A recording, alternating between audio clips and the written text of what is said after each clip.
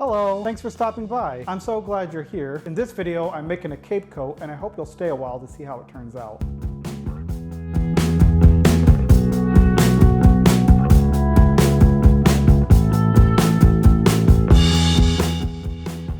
So why am I making a coat when there is a heat index of 101 degrees Fahrenheit today? Well, it's not because I hate summer. I love summer. And it's not because I love fall, even though I do also love fall. It is because it is going to get cold and I want to have my clothing ready before it gets cold. So I try to sew things a season ahead of time, which puts me a little bit off. Making fall clothing during the heat of summer can be a little counterintuitive, but I want to be ready ahead of time. I live about 6 blocks from Lake Michigan, and it's all fun and games now, nice warm breezes, but give her about 2 months and she's going to be one icy bitch. Why am I making a cape of all things? Do I just want to be the weirdo wearing a cape? Do I just really love the aesthetic? Well, yes, but also, I made one before and I was pleasantly surprised by how practical they could be in certain weather conditions. When I was wearing a cape, I found I had much more mobility with my arms. It was easier to get on and off than other heavy outerwear. And best of all, it solves a problem that I sometimes have where it's cold enough out that I have to wear a coat, but I end up sweating inside of the coat. The cape kept me warm enough while still allowing ventilation underneath my arms.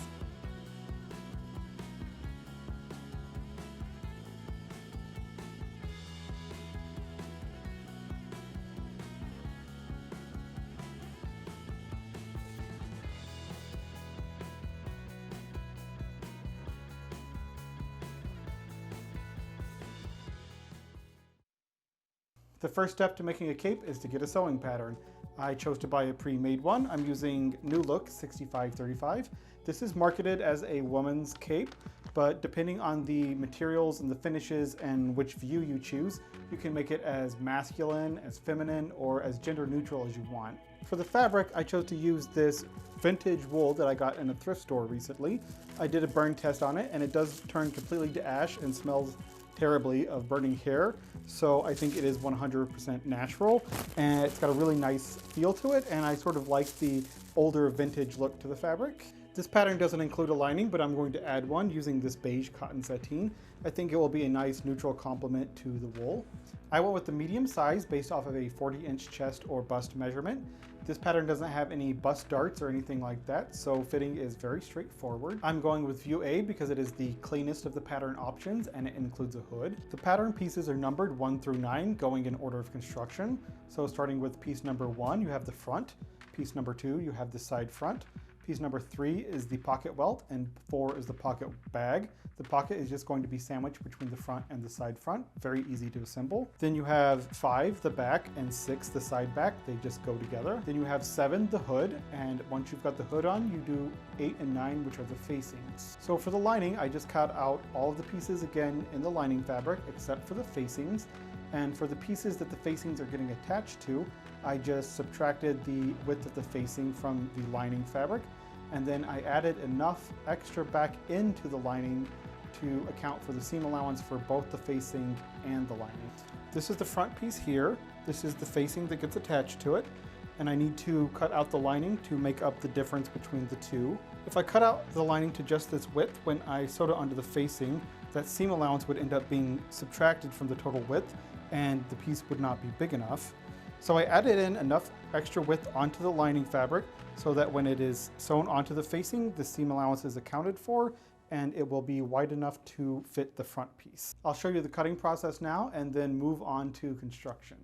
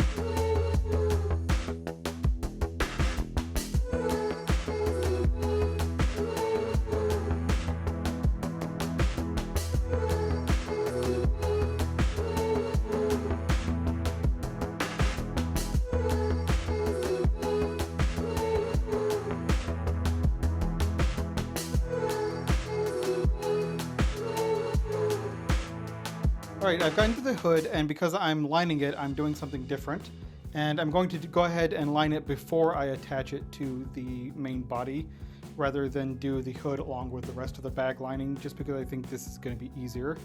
So the hood itself has a self-facing on it that you turn in, and the pattern normally calls for that to just be folded under again at the edge and then stitched down, but I left it raw, and I just top stitched the edge of the facing to keep it turned in. When I cut the lining for the hood out, I cut it out the width of the hood minus the width of the self-facing, plus enough extra fabric to account for seam allowances. So I'm going to attach the lining into the hood. I'm going to do them sort of right sides together-ish. And then I also added little eye hole, buttonhole eyelets things at the bottoms of the hood facing, and that way I can use this as a sort of channel for a drawstring.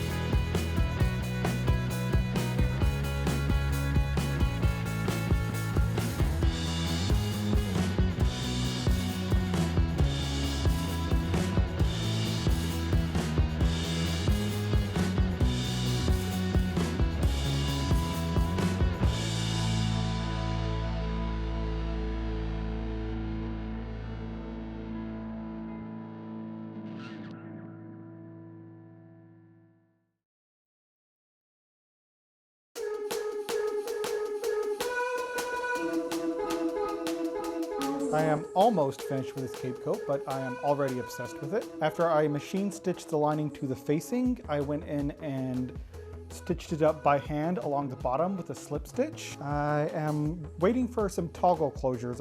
I wasn't 100% sure how I wanted to close the front. I thought about doing buttons. The pattern calls for snaps at the top and then a couple of toggle closures. I think I'm going to just skip the snaps altogether and stick with just the toggle closures down the front. I'm using currently this sort of gray knit cord. Not super happy with that as the drawstring, so I'm going to replace this with a brown leather cord that I have coming.